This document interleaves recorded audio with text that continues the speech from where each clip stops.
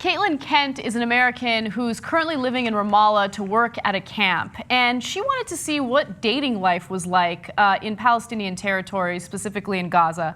And while she was on Tinder, she noticed that she could communicate with certain Israelis. And of course, since she was in Ramallah, a lot of the exchanges became a little hostile. People were a little upset. They would get into political debates. And so she started up a Tumblr page where she takes some of the exchanges from Tinder and Grindr, and she puts them up. Now, for those of you who are unaware of the difference between Tinder and Grindr, Tinder is for straight people looking for a little lovin'. Grindr is for gay people, okay? So she posts a few of the things. We want to give you a few examples, and then we'll discuss. So let's put up the first graphic. So here's one exchange. One person asks her, so are you Arab? And I'm a Jew, it's not a problem for you. And she says, well, there was Romeo and Juliet. And the person said, ha ha ha, you have more pick. That's not really like a negative That's a good exchange. start, actually. It's a good start. Like, hey, you have a picture? I don't give a shit where you're from. You have a picture? Like, let's... Yeah, I assumed it was the guy with the Romeo and Juliet because he just wants to get laid. He doesn't really care if it's Arab, Jew, it doesn't matter, okay? Yeah. But either way, God bless. But here's why I'm glad that I'm not single and living this life anymore. I can't in good conscience write ha ha ha ha.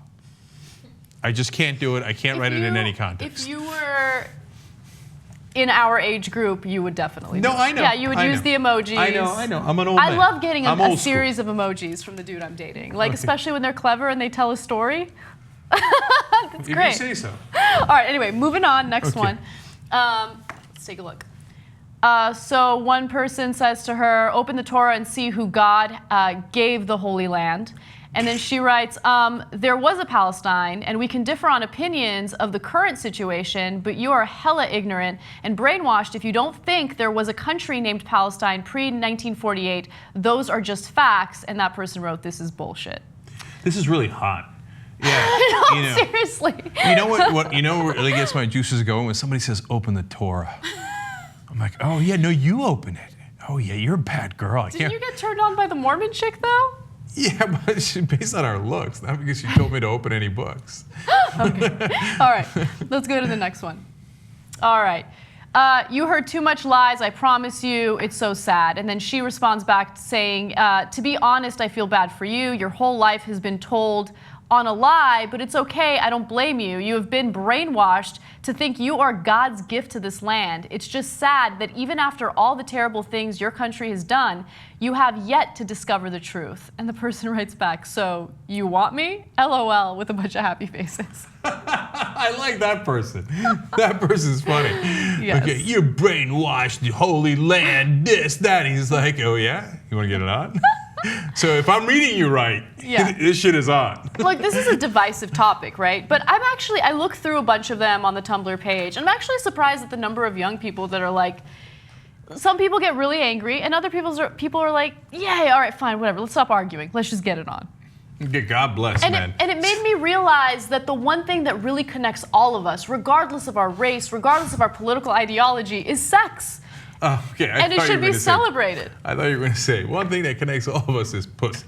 Well, that's part of sex, right? That's true. Thank you. Believe me, it doesn't matter if you're Israeli or Palestinian. If there's a hot girl, you're going to want a piece of that, okay? Yeah. And so, but you know, look, this has been a dark, dark period for that area, and covering it has been depressing, honestly. But it is nice to see that people are people in the end, and they get horny and they get angry at one another. That happens too. Yes. But there's nothing like the power of your loins to make things a little better. To overcome any type of political differences. Okay, let's go to the very last graphic. Yeah, I know. What did I say? Was that a pun? Overcome? Oh. Okay, sorry. I'm good at puns and I don't even realize it. Yeah, well, kind of. All right, next.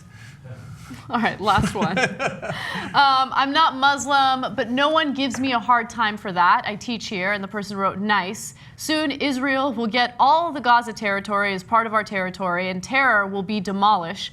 I have plans, or planes, for bars in Gaza. What class grade you teach? And then she wrote, I teach a class on anti-racism. You should join. All right, good for her, man. By the way, she is an American, 26 years old, went to go live in Ramallah. Yeah, she should come back to the States and not be there. Okay, well, look, no, bless her heart, man. That's incredibly. Now, look, the West Bank is different than Gaza, but still, it's brave and it's different. It's not something I would do, and that does not speak well of me. It speaks well of her.